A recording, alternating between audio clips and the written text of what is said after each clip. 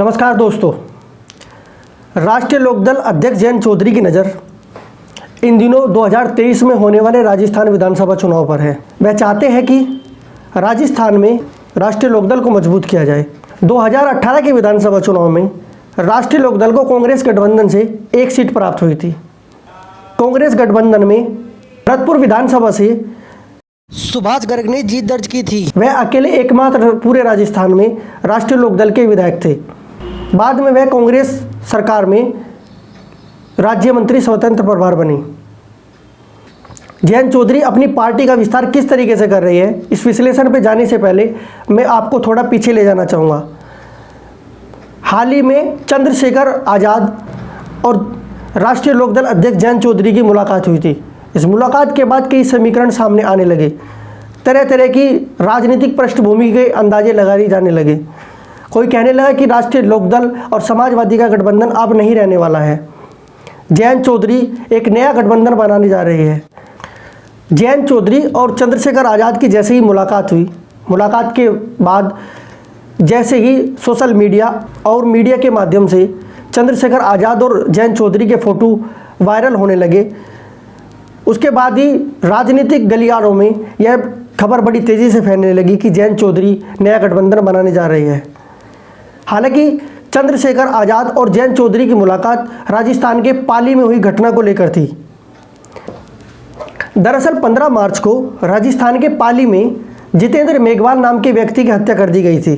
Police ने इस हत्या को आपसी रंजिश का मामला बताया था, मगर इस हत्या के बाद जैसे ही चंद्रशेखर आज़ाद ने जयंत चौधरी से राजस्थान के पाली में चलने का अनुरोध किया, जयंत चौधरी ने राजस्थान चलने के निमंत्रण को स्वीकार कर लिया। राजस्थान में राष्ट्रीय लोकदल और कांग्रेस की गठबंधन की सरकार है। अकेला विधायक होने के बावजूद भी राष्ट्रीय लोकदल का राजस्थान में राज्य मंत्री स्वतंत्र प्रभार है, मगर फिर भी जयंत चौधरी ने राजस्थान में जाना स्वीकार किया। जयंत चौधरी का राजस्थान में जाना यह दर्शाता है कि भले ही राष्ट्रीय लोकदल राजस्थान में गठबंधन में हो और सरकार में उनका मंत्री भी हो, मगर किसी व्यक्ति के साथ अगर अन्याय होगा तो वह पीछे नहीं हटेंगे। इसी बात को लेकर जयंत चौधरी चंद्रशेखर आज़ाद के साथ राजस्थान के पाली में जाने के लिए तैयार हुए थे। 3 अप्रैल को जैसे ही जयंत चौधरी और चंद्रशेखर आज़ाद उदयपुर एयरपोर्ट पर पहुंची, पुलिस ने उन्हें वहीं रोक लिया और आगे जाने की अनुमति नहीं दी। दरअसल स्थानीय प्रशासन और पुलिस प्रशासन का कहना था कि राजस्थान के पाली में धारा 144 लगी हुई है। ऐसे में जयंत चौधरी और चंद्रशेखर आज़ाद को वहां जाने की अनुमति नहीं है। पुलिस प्रशासन और दोनों नेताओं के बीच घंटों की बातचीत हुई। चंद्रशेखर आज़ाद और जयंत चौधरी पाली जाने के लिए अड़े रहे। जब घंटों की बातचीत और नोकझोंक के बीच जयंत चौधरी और चंद्रशेखर आज़ाद नहीं माने, उसके बाद स्थानीय प्रशासन को मजबूर होना पड़ा और जितेंद्र मेघवाल के परिजनों को एयरपोर्ट पर ही बुला लिया गया और दोनों की मुलाकात कराई गई। प्रशासन ने कड़ी कार्रवाई करने का निर्देश दिया था। कांग्रेस गठबंधन में होने के बावजूद भी जयंत चौधरी का चंद्रशेखर आज़ाद के साथ राजस्थान के पाली में जाने का निर्णय यह दर्शाता है कि वह 2023 के राजस्थान विधानसभा चुनाव को लेकर तैयारियां पूरी हैं। वह किसी भी तरीके से राजस्थान में राष्ट्रीय लोकदल को मजबूती प्रदान करना चाहते हैं। हाल ही में यूपी में भी जैसे ही जयंत चौधरी ने आजम खान के परिवार से मुलाकात की, उसके तुरंत बाद राजनीतिक गलियारों में नए नए अंदाजे लगाए जाने लगे। यह अंदाज़ा लगाया जाने लगा कि आजम खान अब राष्ट्रीय लोकदल ज्वाइन कर सकते हैं।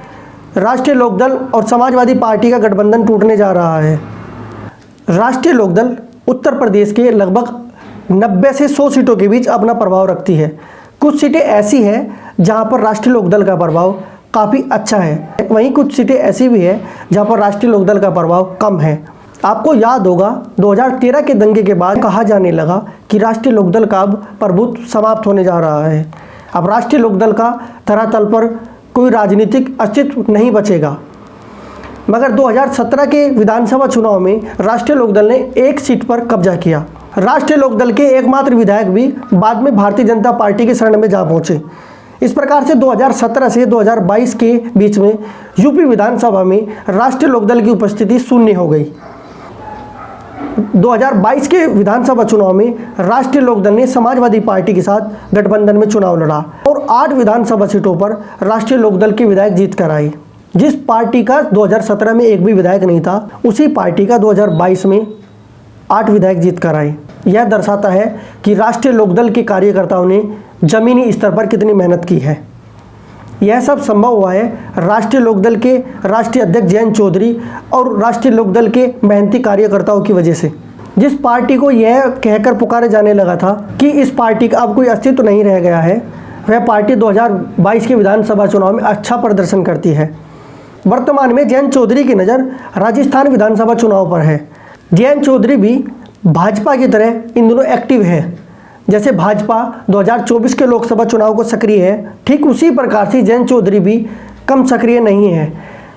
वह पहले 2023 के राजस्थान विधानसभा चुनाव को लेकर सक्रिय है, उसके बाद उनकी नज़र 2024 में होने वाले लोकसभा चुनाव को लेकर है। कुछ लोगों का मानना है कि जयंत चौधरी 2024 का लोकसभा चुनाव मुजफ्फरनगर लोकसभा सीट से लड़ेंगी, मगर दूसरी ओर से समाजवादी पार्टी के नेता व पूर्व सांसद हरिंदर मलिक का भी नाम चर्चाओं में है। यह तो वक्त ही बताएगा कि कौन सीट किस पर भारी पड़ेगा या कौन विपक्ष से चुनाव लड़ने जा रहा है। राष्ट्रीय लोकदल के अध्यक्ष जयंत चौधरी सबसे पहले राजस्थान विधानसभा चुनाव में अपनी अच्छी उपस्थिति दर्ज करना चाहते हैं, इसीलिए चंद्रशेखर आज़ाद और जयंत चौधरी की नज़दीकियाँ इन दिनों साफ नज़र आ रही है। इस बात में कोई दो राय नहीं है कि जयंत चौधरी और चंद्रशेखर आज़ाद का साथ लंबा चलने वाला है। गठबंधन से भी इनकार नहीं किया जा सकता है। दोनों नेताओं की मुलाकात यह दर्शाती है कि दोनों आने वाले चुनाव में साथ मिलकर चुनाव लड़ने वाले हैं। आप सभी भली भांति जानते हैं कि अगर समाजवादी पार्टी गठबंधन में चंद्रशेखर की आज़ाद समाज पार्टी भी होती, आज यूपी चुनाव के परिणाम कुछ और हो सकते थे। क्या टूटने वाला है राष्ट्रीय लोकदल और समाजवादी का गठबंधन? इस बात पर मेरी व्यक्तिगत राय है, मुझे ऐसा नहीं लगता कि समाजवादी पार्टी और राष्ट्रीय लोकदल का गठबंधन टूटने वाला है, क्योंकि दोनों पार्टियां एक दूसरे के बिना अधूरी नजर आएगी। अगर दोनों पार्टियां अलग अलग चुनाव लड़ी, 2024 के परिणाम विपरीत नजर आएंगे। इस बात से इनकार नहीं किया जा सकता कि आने वाले चुनाव में राष्ट्रीय लोकदल, समाजवादी पार्टी और चंद्रशेखर आज़ाद की आज़ाद समाज पार्टी एक साथ चुनाव लड़ती नजर आ सकती है। राजस्थान विधानसभा चुनाव के लिए बीजेपी के लिए एक अच्छी खबर भी है। राजस्थान विधानसभा चुनाव में इस बार ओवैसी की पार्टी भी चुनाव लड़ने जा रही है, जो विपक्ष का खेल खराब करने में सबसे आगे नज़र आती है। चाहे वह यूपी का विधानसभा चुनाव हो, चाहे वह बिहार का चुनाव हो या फिर महाराष्ट्र का चुनाव हो। अगर आपको मेरी वीडियो पसंद आती है तो मेरी वीडियो को लाइक करें, शेयर करें और चैनल को सब्सक्राइब भी करना न भूलें।